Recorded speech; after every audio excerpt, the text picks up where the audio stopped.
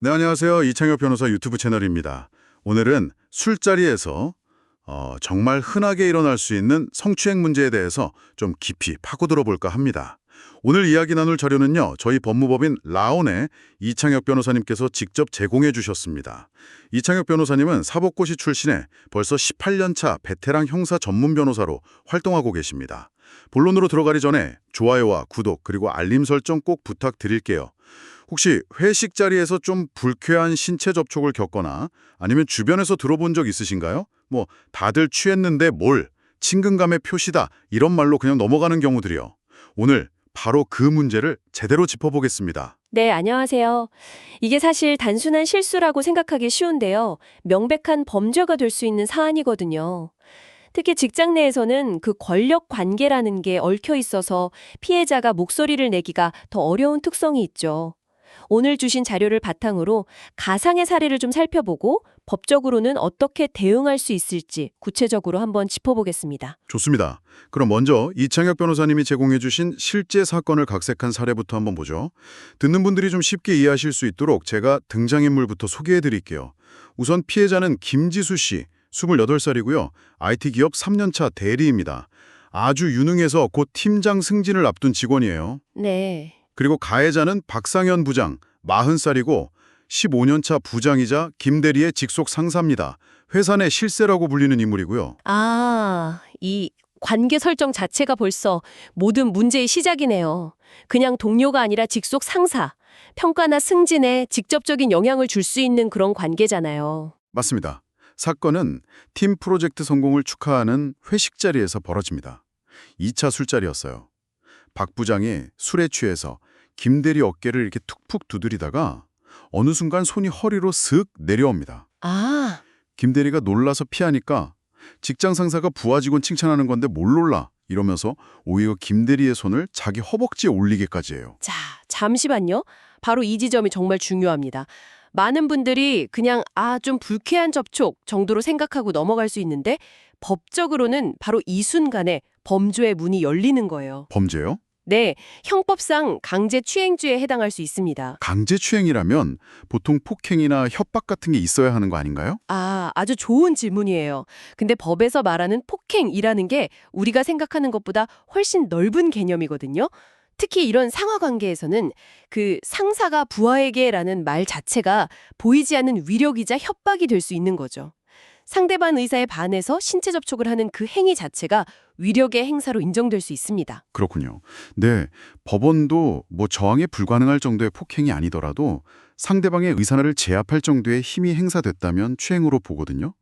박 부장이 손을 잡아 자기 허벅지에 올린 행위, 그건 명백한 유형력의 행사죠. 힘의 불균형 자체가 하나의 무기가 되는 거네요. 맞습니다. 사건은 여기서 그치지 않아요.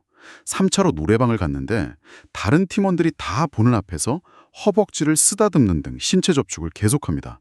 김 대리는 관계가 어색해질까봐 또 불이익을 당할까봐 그냥 저항하지 못하고 상황을 모면하려고만 애를 써요. 바로 그 부분. 피해자가 즉각적으로 저항하지 못했다는 사실이 절대 동의를 의미하지 않거든요. 나중에 가해자들이 꼭 그렇게 변명을 해요. 거부 안 했으니 동의한 거 아니냐고요. 하지만 법원은 직장 내 평판이나 앞으로의 회사 생활에 대한 불안감, 이런 복합적인 이유 때문에 즉각적인 거부 표현이 어렵다는 걸 충분히 고려해서 판단합니다. 끔찍한 회식이 끝나고 다음 날이 됐어요. 김 대리는 수치심이랑 분노 때문에 잠을 설쳤는데 박 부장은 사무실에서 아무 일 없었다는 듯이 행동하죠. 그 순간이 피해자에게는 정말 고립감을 느끼게 하는 순간일 거예요. 내 상처는 이렇게 큰데 저 사람은 아무렇지 않구나 하면서요. 네. 혼자 끙끙 앓던 김 대리는 결국 친한 동료에게 털어놓고 법적 대응을 결심하게 됩니다. 여기서 피해자가 취한 행동들이 아주 중요해요. 혼자 끙끙 앓지 않고 신뢰할 수 있는 사람에게 이야기하고 또 변호사와 상담을 시작했다는 점이요. 아마 변호사는 증거 확보의 중요성을 가장 먼저 강조했을 겁니다. 증거요? 어떤 증거들이 필요할까요? CCTV 같은 게 없다면 정말 막막할 것 같은데요. 맞아요. 법적 절차는 결국 증거 싸움이죠. 근데 가장 강력한 증거는 의외로 피해자 본인의 일관되고 구체적인 진술입니다. 아, 진술 자체요? 네.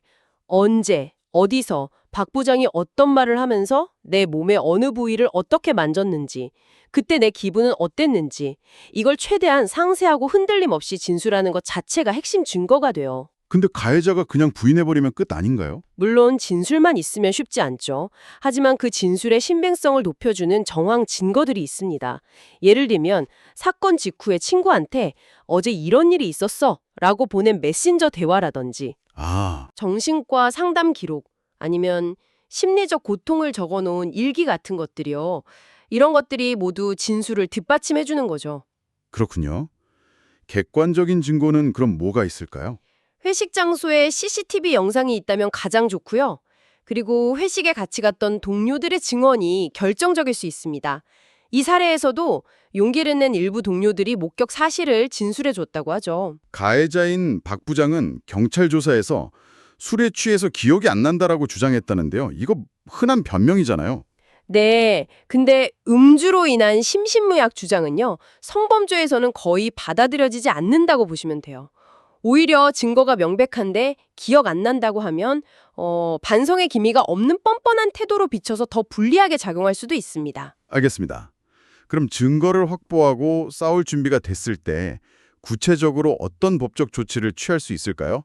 자료를 보니까 크게 두 가지 방법이 있던데요. 맞습니다. 형사고소와 민사소송이라는 두 가지 절차를 동시에 또는 별개로 진행할 수 있어요. 첫째, 형사고소는 가해자를 처벌해달라고 국가에 요구하는 절차입니다. 처벌이요? 네, 이 사람에게 죗값을 치르게 해주세요 하는 거죠. 강제추행죄는 10년 이하의 징역 또는 1,500만 원 이하의 벌금으로 굉장히 무거운 범죄예요. 그럼 두 번째, 민사소송은 뭔가요? 민사소송은 처벌보다는 내가 입은 피해 회복에 초점을 맞추는 겁니다. 가해자의 불법 행위 때문에 내가 입은 정신적 고통에 대한 배상, 즉 위자료를 청구하는 소송이죠. 아, 정신적 피해에 대한 보상이군요. 그렇죠. 형사 절차가 사회 정의를 위한 거라면 민사 절차는 온전히 피해자 개인의 회복을 위한 싸움이라고 볼 수 있어요. 근데 여기서 정말 흥미로운 지점이 있었습니다.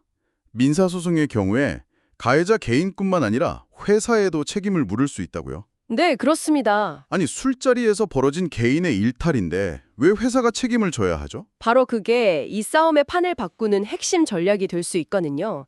민법 제756조에 사용자의 배상 책임이라는 조항이 있어요. 이게 뭐냐면 직원이 업무와 관련해서 다른 사람에게 손해를 입혔을 경우에 그를 고용한 회사도 그 손해를 배상할 책임이 있다는 겁니다. 회식도 업무의 연장선으로 본다는 거군요. 맞습니다. 법원은 회식이 단순한 친목 모임이 아니라 업무의 연장선으로 인정하는 경우가 많거든요. 그렇기 때문에 회사를 상대로도 손해배상을 청구할 수 있는 거죠. 와, 이건 단순히 돈을 더 받아내려는 목적만 있는 게 아니에요. 회사가 직장 내 성희롱 예방이나 조치 의무를 다해야 한다는 걸 강조하는 의미도 있습니다. 조직 전체의 책임을 묻는 거네요. 정말 강력한 무기인 것 같습니다. 근데 법적 대응을 결심해도 가장 먼저 걱정되는 게 바로 비용일 텐데요. 변호사 선임 비용은 보통 어느 정도인가요? 네, 현실적인 문제죠. 사건의 난이도나 변호사 경력에 따라 다르지만 보통 두 가지로 나뉩니다. 착수금하고 성공보수요? 착수금하고 성공보수요? 네. 착수금은 사건을 시작할 때 지불하는 비용인데 형사나 민사소송 모두 보통 한 300만 원에서 1,000만 원 사이에서 형성이 되고요. 성공보수는 사건에서 이겼을 때 지급하는 금액입니다.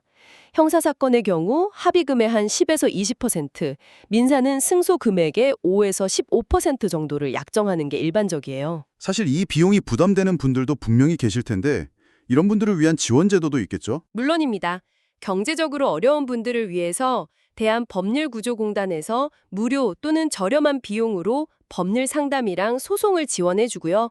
또 여성가족부 산하의 성폭력 피해자 지원 기관들을 통해서도 법률, 의료, 심리상담까지 종합적인 지원을 받을 수 있으니 꼭 알아두시면 좋겠습니다. 그렇군요.